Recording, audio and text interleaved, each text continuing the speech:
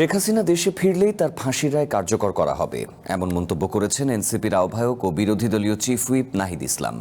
ফাঁসির দণ্ডপ্রাপ্ত আসামি শেখ হাসিনা ভারতে অবস্থান করে যাতে রাজনৈতিক কর্মসূচির ঘোষণা দিতে না পারেন সে বিষয়ে দিল্লিকে কড়া বার্তা দিতে সরকারের প্রতি আহ্বান জানিয়েছেন তিনি। অন্যদিকে রাজনীতিতে আবারও পুরনো প্রতিযোগিতা দেখছেন এনসিপি নেতা সার্জিস আলম, আর বিএনপি নির্যাতিত নেতাকর্মীদের এনসিপিতে যোগ দেওয়ার আহ্বান জানিয়েছেন হাসনাত আব্দুল্লাহ। নির্মাণে নাম্বার 1 শাহ সিমেন্ট।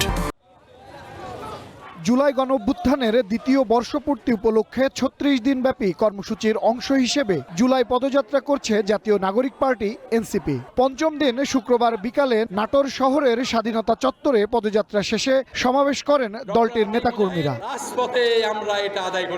সমাবেশে এনসিপির উত্তরাঞ্চলীয় মুখ্য সংগঠক সার্জিস আলম বলেন, গণঅভ্যুত্থানের চেতনা ছিল একটি ন্যায়ভিত্তিক, জবাবদিহিমূলক ও বৈষম্যহীন রাষ্ট্র গঠন, কিন্তু আবারও সেই পুরনো রাজনৈতিক প্রতিযোগিতা শুরু হয়েছে।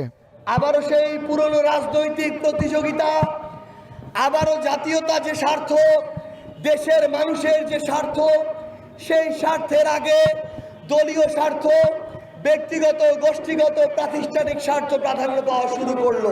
শুক্রবার বিকালে জুলাই পদযাত্রা হয়েছে নোয়াখালীর মাইজদীতে। পদযাত্রা শেষে সমাবেশে দলের দক্ষিণাঞ্চলীয় মুখ্য সংগঠক হাসনাত আব্দুল্লাহ অভিযোগ করেন, বিএনপির অনেক নেতাকর্মীর চাঁদাবাজিতে মানুষ অতিষ্ঠ।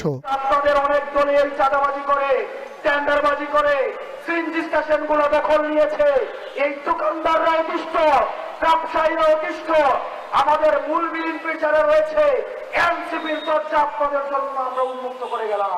এদিকে শুক্রবার বিকালে রাজধানীর কাকরাইলে এক আলোচনায় এনসিপির আহ্বায়ক ও বিরোধী দলীয় চিফ হুইপ নাহিদ ইসলাম বলেন, ফাঁসির দণ্ডপ্রাপ্ত আসামি শেখ হাসিনা ভারতে অবস্থান করে যাতে রাজনৈতিক কর্মসূচির ঘোষণা দিতে না পারেন সে বিষয়ে দিল্লিকে কড়া বার্তা দিতে হবে। অভিযোগ করেন, কার্যক্রম নিষিদ্ধ আওয়ামী লীগকে স্বাভাবিক করার কাজ করছে গণমাধ্যম।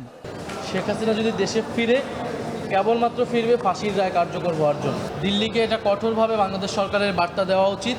শেখ হাসিনা দিল্লিতে বসে থাকা অবস্থায় ফাঁসির রায়ে দণ্ডিত একজন আসামি, তিনি কোনো ধরনের ইন্টারভিউ বা কর্মসূচি ঘোষণা এটা করতে পারেন। এটা দেশের অস্থিতিশীলতা তৈরি করছে, দেশের শান্তি শৃঙ্খলা, স্বাধীনতা, সার্বভৌমত্বের বিরুদ্ধে তারা কাজ করছে। সংবিধানের ৫৫ সংশোধনী বাতিলের মধ্য দিয়ে তত্ত্বাবধায়ক সরকার ফিরে আসাকে ভালো খবর বলেও মন্তব্য করেন নাহিদ ইসলাম। তবে অভিযোগ করেন, বিএনপি তত্ত্বাবধায়ক সরকার ব্যবস্থাকে কুলসিত করেছিল। সৌরভ নূর, ওয়ান নিউজ, ঢাকা।